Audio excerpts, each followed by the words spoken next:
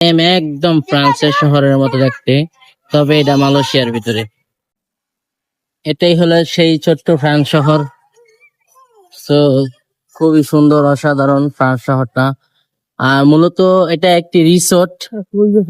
এটা রিসোর্ট, এখানে সবাই থাকে, এটা থাকার জন্য এগুলো সব আবাসিক হোটেল। আর খুবই অসাধারণ জায়গাটা।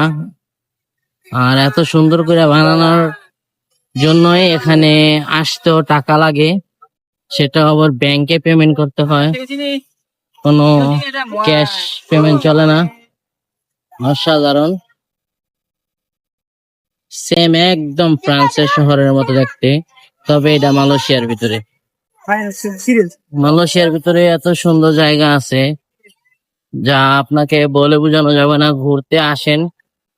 আর আমার একটা কথা, এটাই বাস্তব, গরিব থাকতে ঘুরা নাও, বড়লোক হলে সময় পাইবা না। আমার কথা যেটা এটাই। আর ঘুরতে বেশি টাকা লাগে না, এটা সবাই জানেন। এই যে দেখেন, এই যে পাহাড়,